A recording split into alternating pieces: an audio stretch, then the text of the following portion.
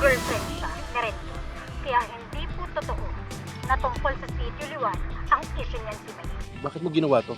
Paano kung maungkat yung nakaraan namin? Ang mahalaga, mawala ng credibility itong si May. Wala na maniniwala sa kanya. Babayaran nila to. Magkakamatayan na. Kayo na ata apat ang pinakamabuting tao na nakilala ko. At ilang beses yun na ako niligtas sa tinulungan, no? Kaya ngayon, ako naman ang dedepenso sa inyo. Kundi pa. Tama na, tama na. Ito naman, manyak na naman eh. Malabanghag? Hindi ka masamang tao at alam ko hindi ka susuporta sa mga kriminal. Kriminal si na Jules? Ingat ka sa pagdikit kay Aling Dolor. Delikado, baka mapahama ka kasi. Still busy taking care of Dad's mess. Dads. Bakit dad pa rin tawag mo? Sabi ko naman sa'yo, di ba, hindi siya ang tunay mong ama. Hindi ka lang pala hero ko. Hero ka rin ng maraming tao. Salamat. Tigilan nyo na yung mga pagkakalat ng mga walang kwentang issue tulad ng mga love life na matagal na rin namang tapos. Luma na yung style nyo. Magbago na kayo! Kumpirmadong patay sa isang away sa loob ng Pilipin ang dalawang inmates na sina Harvey Salazar at Berhel Sanchez. Mukhang nililigpit ng mga Victor. Yung pwede magkarat ng baho nila. Sinisiguro nila na walang magsasalita. Hindi na nga ako tinulungan. Sila pa nagpalala ng kondisyon ko. Lahat ba ng mga tao hawak ng mga Victor? Sino ba ang totoo kong ama? Ma'am, please tell me.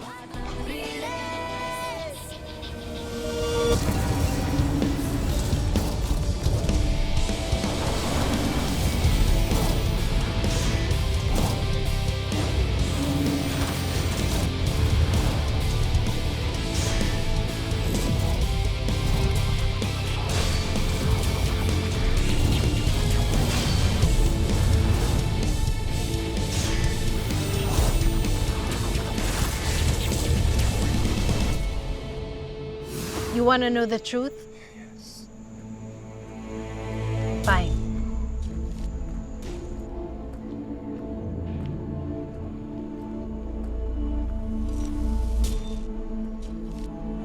Meron? Ano nangyayari dito? Nag-uusap lang kami. It's nothing. Alam ko at ramdam ko na sa palagay ko tinatanong mo ang mama mo sino ang tunay mong ama.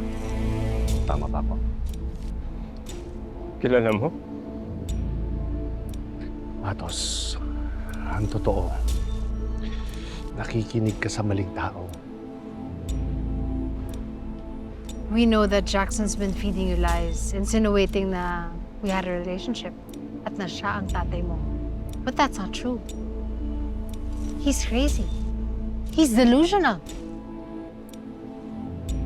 Tama siya. Lahat ng sinasabi ni Jackson, gusto niyang sirain ang ating pamilya para magkawatak-watak tayo. At pag nangyari yun, mapupunta sa kanya lahat ang pinaghirapan natin. Simple as that. It's a power grab, Matos. At ginagamit ka niya para pabagsakin ang pamilya natin. Kung hindi siya sino? Sino ba ang totoo kong tatay? Ako, Matos, ang tunay mong ama. Magkaiba mo tayo ng diskarte sa buhay. Pero bilang ama at anak, iisang responsibilidad natin.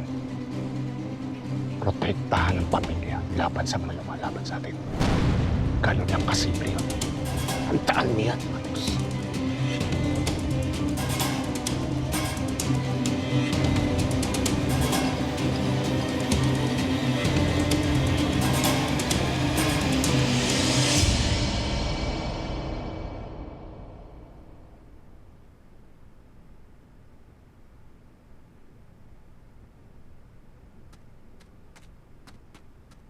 Siya!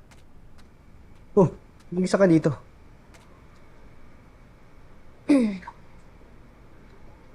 Kidlat, sorry ah. Alam ko na ako yung dahilan kung bakit masama yung loob ni Aling Maying. Akala ko kasi mapapabuti yung pagsasalita ko dun sa vlog ng kambal pero mukhang mas napasama pa yung sitwasyon mo. Mucha, wala ka namang kasalanan doon. Yun naman talaga yung magiging palusot ng mga taga-hospital pagdating sa korte. At least naalaman natin na mas maaga, di ba?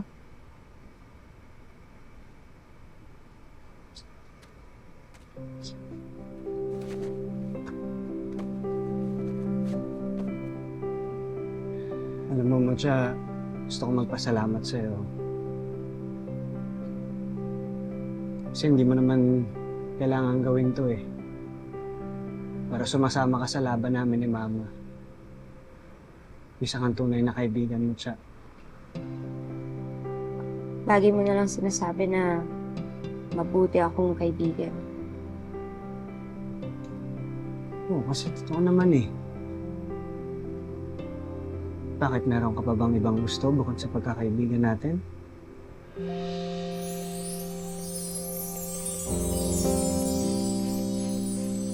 Ha? Biro lang. Masyado ka kinakabahan eh. Napatawa lang kita, Mucha. Bakit? Nakakainis ka talaga. Seryoso na nga ako eh. Bala ka dyan. Mucha, uy.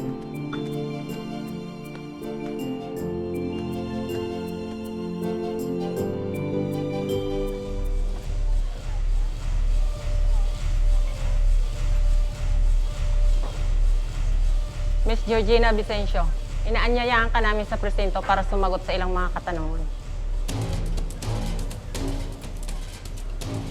Kung saan? Sa presinto na po tayo mag-uusap. Mas makakabuti kung ngayon pa lang makipagtulungan ka na sa amin.